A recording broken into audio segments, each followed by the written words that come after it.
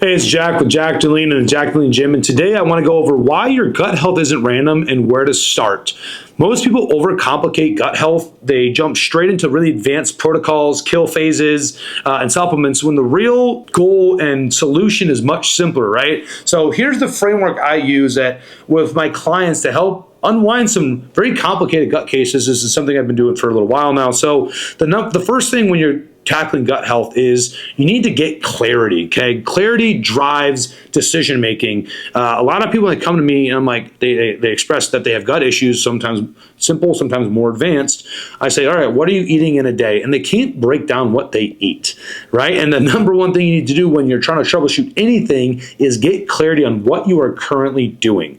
So if you're struggling with gut health, the first thing you need to do is to log everything you eat in a day so you know what you've been eating, log symptoms along with that. What meals are triggering the most issues for you, and what time of day, like all this detail, right? Once you have that, then you go and you set a plan basically and get more clarity there. So that's why when someone comes with a gut health issue, the first thing I do is try to get them to a baseline plan, something that I know based on their goals and kind of what they've been doing, the amount of calories they've been eating, and what we know kind of makes them feel better versus worse. How can we establish some sort of a consistent plan?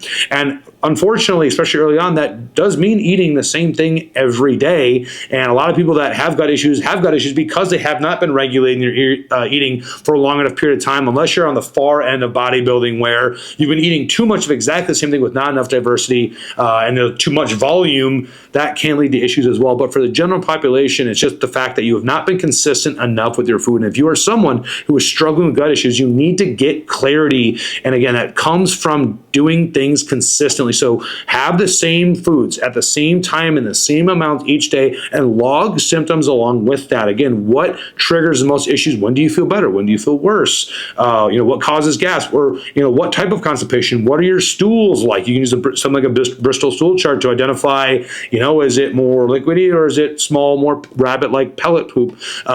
You need to understand what your bowel movements are like and again, gas and timing and all this stuff, because if you have the clarity, now that starts to drive decision making. I can go very deep on that. I'll save that for later videos. The second thing you do is understand that it's all interconnected. So once you have established this clarity, now we start making decisions. You need to understand that it is all interconnected in a way such that if you've been struggling with gut health, you start to eat the same thing every day. Maybe you start to feel a little better, but you're still not 100%. You're like, oh, but I'm eating what this influencer said I should be eating. But yet on the other end here, you're still extremely stressed, right?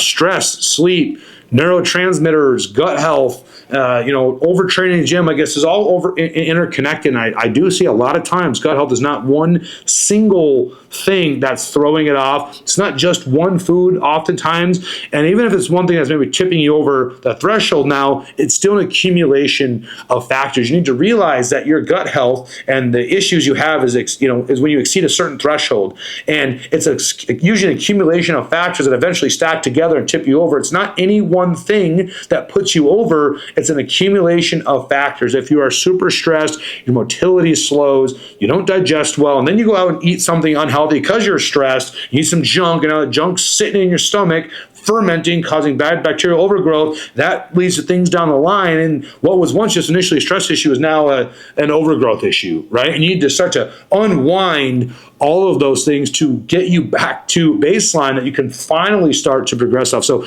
it is all interconnected. This conversation goes way deeper than what I'm aiming for in this video, but just know that if you are stalled and you can't seem to find the solution, despite doing things like eating the right foods that low FODMAP food diets and elimination diets, taking your bloom in it, whatever it is, right? If you're doing all these things and you're still not seeing results, it's because there's likely still something off, because it is truly all interconnected. You cannot be a stress ball and usually have good gut health, right? The third thing is, now that you understand it's all interconnected, what to do, right? Start with the basics before protocols. A lot of people try to jump to these really advanced interventions first, and if you are frankly not in a spot where you're gonna be able to handle that, whether it be mentally and emotionally or even physically, right, you're going to just crash and burn. So focus on things like good food quality, right? Like, where are you getting your foods from?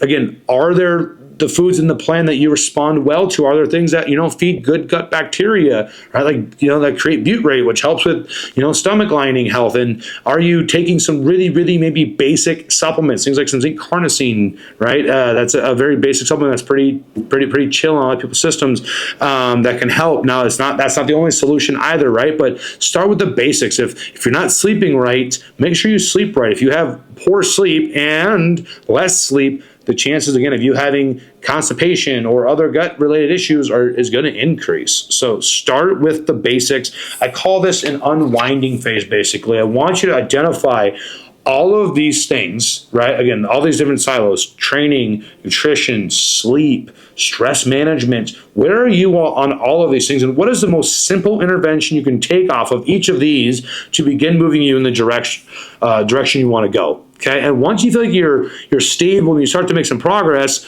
then you can begin to layer in more advanced protocols, right? Like, okay, are we suffering with like low stomach acid, or just overall digestive capacity because you're eating way too much protein in a meal, right? Or do you have some histamine-related issues? Do you have overgrowth issues? And how do we start to get more precision level, making more advanced adjustments beyond that? So you can only go, scalpel level when you have the stability and the clarity, okay? And then you can start to get more precise. You can't start with the nuclear food option or the nuclear option. A lot of, I see these hard kill phases in there, and if someone's in a vulnerable state, they're just gonna feel like absolute junk.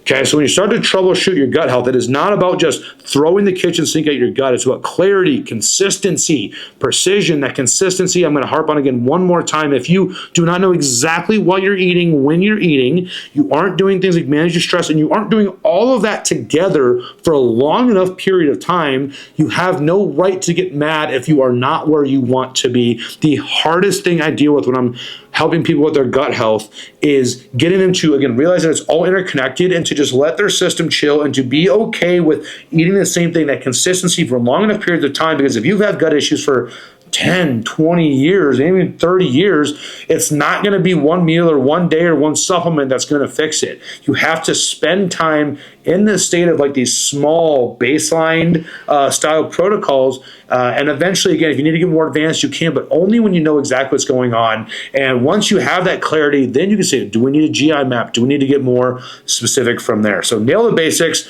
and move up the ladder of interventions only when you need to. If you can do that and follow this, this model, I guarantee you are at a high likelihood of solving your issues. If you need any help with that type of stuff, please reach out. Stay tuned for future videos on kind of how to eat the Jack and how we help solve some of these issues.